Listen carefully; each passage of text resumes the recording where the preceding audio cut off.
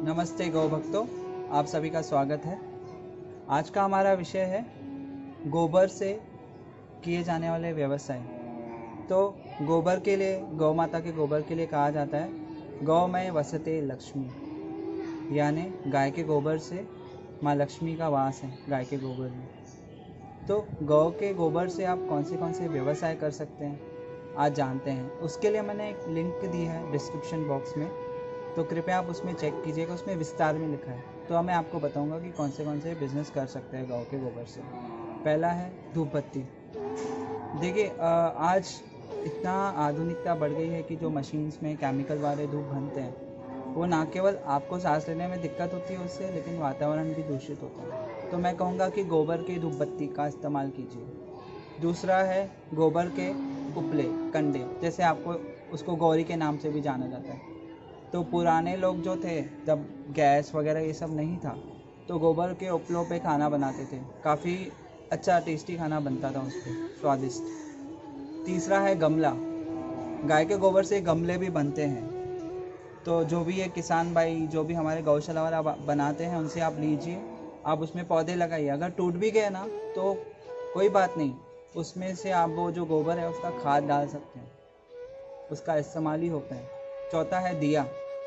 जैसे कि देखा जाता है दिवाली पे, और ऐसे कितने सारे हिंदू हमारे मंदिर हैं, त्यौहार हैं, तो उसमें ना दिए तो ज़रूरत लगती ही है। बट जब गोबर के दिए जलाते हैं तो कितना शुद्ध होता है। उसको जलाने के बाद जब उससे धुआं निकलता है, जब ख़त्म हो जाता है दिया, तो उसमें से फिर वो जलता है जो गोबर, तो पूरे वातावरण को शुद्ध करता है। पांचवी चीज़ है गौक्राश लकड़ी।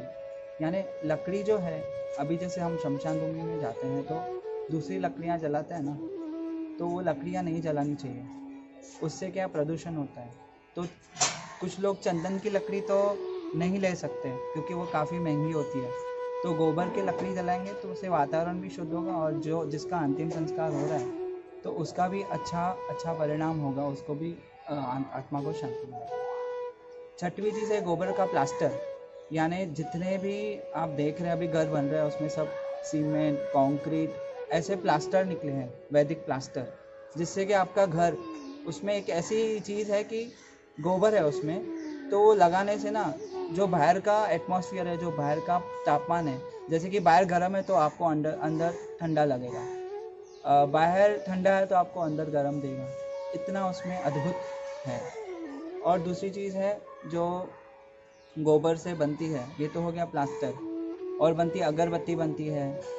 अब अगरबत्ती मंदिर में आजकल फैशन है अगरबत्ती जलाने का, तो अगरबत्ती का इस्तेमाल कर सकते हैं गोबर के। साबुन बनते हैं, बाहर देखेंगे कितने सारे विदेशी कंपनियों का साबुन बनता है जिसमें ढेरों सारे केमिकल होते हैं। तो वो ना इस्तेमाल करके आप गोबर का साबुन इस्तेमाल कीजिए, उससे आपके जितने भी त्वचा के रोग हैं, गोबर लगाने से वो निकल जाते हैं। तो गोबर का साबुन जो भी हमारे किसान भाई गौशाला वाले बनाते हैं, तो उसका इस्तेमाल कीजिए। ये हो गए कुछ चीज़ें गोबर से जो बनती हैं। और भी है, गैस बनता है गोबर से, गोबर गैस बनता है, ऐसे प्लांट्स लगाए हैं बहुत सारी जगहों पे। गोबर से कागज़ बनता है जो एकदम वातावरण इको फ्रेंडली है, जिसको इको फ्रेंडली कहते हैं, पर्यावरण को नुकसान नहीं पहुंचाता। अगर वो पानी में भी गया तो कुछ उसका दिक्कत नहीं है।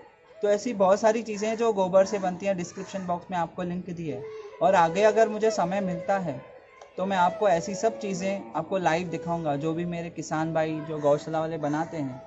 तो आप ऐसे जहाँ पे भी आपको ये सब चीज़ें मिलती हैं, प्लीज़ उनको सपोर्ट कीजिए, उनसे ख़रीदिए। क्योंकि जब हम गोबर की चीज़ें इस्तेमाल करेंगे, गौ माता की हर एक चीज़, गौ माता जब मर भी जाती है तो गौ माता का जो ज़मीन में जहाँ पे उनको डालते हैं, वो ज़मीन उपजाऊ हो जाती है। तो इतना शक्तिशाली है। तो आप इन सभी चीज़ों का इस्तेमाल कीजिए, गोबर का भी इस्तेमाल कीजिए। इसी संदेश के साथ, वंदे मातरम, जय गौ माता।